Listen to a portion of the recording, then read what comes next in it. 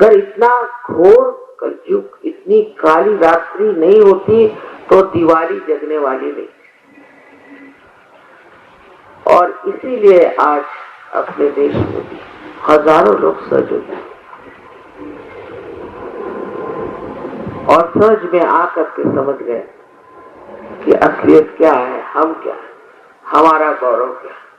सज में आते ही आपके हाथ से आप देखते हैं कि ठंडी ठंडी हवाएं आ रही। ये ठंडी हवा, ये वही रूह है, वही परम चैतन्य है जिस शक्ति का आज तक वर्णन होता है। यही परमात्मा के प्यार की शक्ति है जो आपके अंदर से बहने लग गई है और आप अपने हाथ में महसूस करते हैं। कुंडलिनी के जागरण के बाद आप देखते हैं कि आपके सर से ठंडी हवा आ रही है और आपकी एकाग्रता उस सूक्ष्म शक्ति से हो। अब देखिए कितने सुंदर फूल यहाँ जगह, कभी हम सोचते भी नहीं, कभी सोचते भी नहीं कि इतने सुंदर फूल जो यहाँ जग रहे हैं और सज रहे हैं, ये कितना बड़ा चमत्कार। ये पृथ्वी ने हमें दे दिया, ले लिया, सजा लिया। किसी से पूछो डॉक्टर से कि तुम्हारा हृदय कौन चलाता है, तो वो कहेगा कि हमारी स्वयं चालित ऑटोनॉमस नर्वस सिस्टम चलाती। पर ये स्वयं कौन है? उसी की खोज। तो मैं जो कह रही हूँ उस पर पूर्ण तरह से आप अंधविश्वास मत करिए। मैं जो कह रही हूँ वो अगर सिद्ध हुआ तो अगर आप ईमानदार हैं उसे आप मान्य करिए, क्योंकि ये आपकी भलाई के लिए और आपके सारे संसार के हित के लिए है। क्योंकि मानवीय दशा में हम अभी भ्रांति में ही बैठे, तभी लड़ते रहते, भगवान के नाम पे भी लड़ते। सोचिए, हजारों लोग ऐसे भ्रांति में बैठे। बोस्निया से एक मुसलमान मेरे पास आया तो मैंने कहा, अरे तुम क्यों लड़ मर रहे हो, तुम तो निराकार में विश्वास करते हो, तुम्हें जमीन से क्या? उसे कहा, भाई ये बात कुरान में लिखा है। अच्छा, कि अगर तुम अपने हक में, हक माने धर्म, दीन पर मरो और अगर तुम कब्र में चले जाओ तो 500 साल बाद भी जब क़याम आएगा तो तुम्हारी कब्र से लाश निकल आएगी। अच्छा, मुसलमान तो मुसलमान, ईसाई और यहूदी सब यही विश्वास करके कब्रें बनाते। बताइए 500 साल बाद उसमें क्या बचा रहेगा? उसमें से हड्डियां निकल आएगी।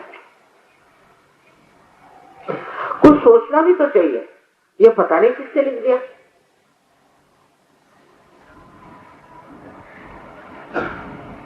और उसके लिए वो मर रहे हैं वहां। असल में जब मनुष्य मरता है तो उसकी आत्मा बचती है और वही आत्मा फिर से जन्म लेती है। और ऐसी आत्मा आज, आत्माएं एक कहना चाहिए, अनेक अनेक इस संसार में आई है, जो गिरी कंदरों में परमात्मा को खोज रही थी, वो आज यहाँ पर।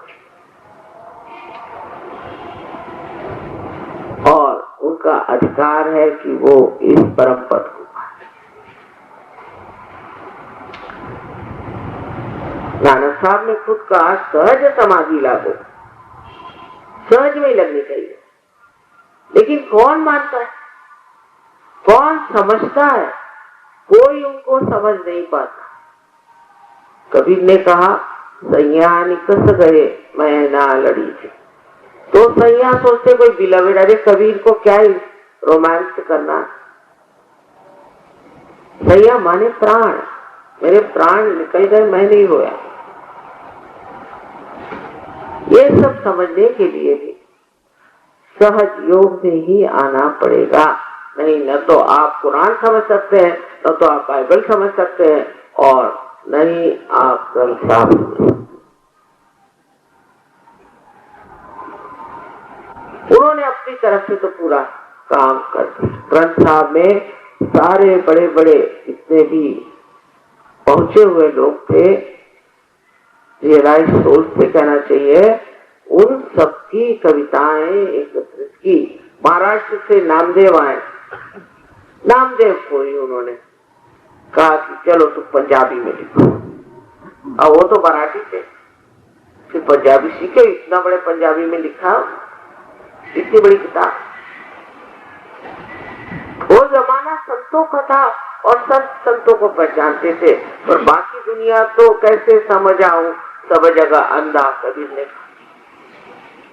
लेकिन अब ऐसी बात, अब सबके पास आंखें आने वाली, ज्ञान की आंखें। और ज्ञान क्या होता है? ज्ञान इसको हम समझते हैं वो नहीं। ज्ञान माने बोध, जिससे वेद शब्द निकला वो भी विद।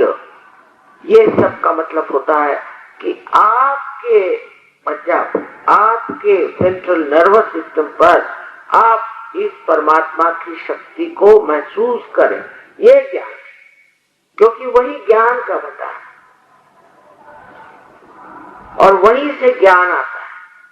और उस ज्ञान को प्राप्त करें जो केवल सत्य है। अगर हम केवल सत्य जानते, एब्सोल्यूट ट्रूथ डालते, तो क्यों एक दूसरों की गर्दनें काटते? अगर सभी लोग एक ही चीज को जानते तो कोई झगड़ा नहीं। मैंने बहुत बार सबको सर्च के बारे में अनेक बार बताया, और जो मैं कहती हूँ वो होके रहता। अभी लोग अनेक चमत्कार मुझे बता रहे, पर सबसे बड़ा चमत्कार तो ये होता है कि मनुष्य एकदम से परिवर्तित होकर शांति में आता। जब परमात्मा से ही संबंध हो गया तब फिर और किस चीज की जरूरत है? और क्या चाहिए? वो देने वाले बैठे हैं, आप लेने वाले बैठे, यही घटित होना है। लेकिन इसके लिए आप रुपया पैसा देते हैं, ये मेरी आज तक समझ में नहीं आया। क्या परमात्मा को रुपया पैसा समझ में आता है कि उसे बैंक समझ में आती है? अरे वो तो कुछ जानता ही नहीं, ये सब तमाशे तो हमने कर रखे।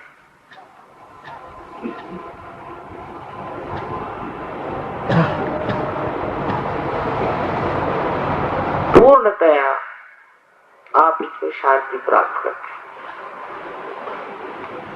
कारण विचारों के चक्र चल रहे हैं, या तो आगे का सोचते हैं, पीछे का सोचते हैं, पूरी समय सोचते रहते हैं, दिमाग इधर उधर घूमते रहता है। पर आज मैं कहूं कि आप वर्तमान में खड़े हो जाओ, इस वक्त तो आप नहीं, और असलियत तो वर्तमान है। पिछला तो हो गया और आगे वाले का पता ही। तो इस भूत और भविष्य के बीच में जो आप घूम रहे हैं, जब कुंडलिनी जागृत होती है तो इन विचारों को ऐसे लंबा करके बीच में जगह बनाती है, और उस बीच की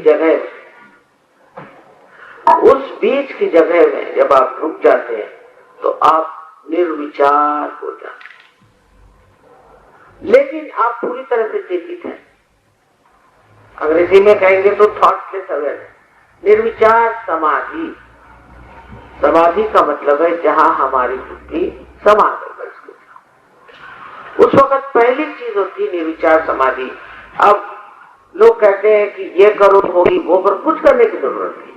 आपके अंदर स्वयं कुंडलिनी है, आपकी अपनी मां है, और वो आपको पुनर्जन्म देने के लिए ला लाए। आपको कुछ भी करने की जरूरत नहीं, वो जागरूक हो जाएगी। जैसे बीज आप मां के उदर में डालते हैं तो वो अंकुरित हो जाता है, ऐसे सहज में ही ये घटित हो। और ये होने के बाद आप देखिए कि कुंडलिनी इन 6 चक्रों से गुजरती है। दुनिया भर की जितनी परेशानियां हैं वो सब अधिकतर मनुष्य के कारण है, और मनुष्य की सारी परेशानियां उसके चक्रों के कारण। सब्सक्राइब कीजिए कुंडलिनी जागरण को और प्रेस कीजिए बेल आइकन को, जिससे कि आपको मिल सके हमारी लेटेस्ट वीडियो सबसे पहले।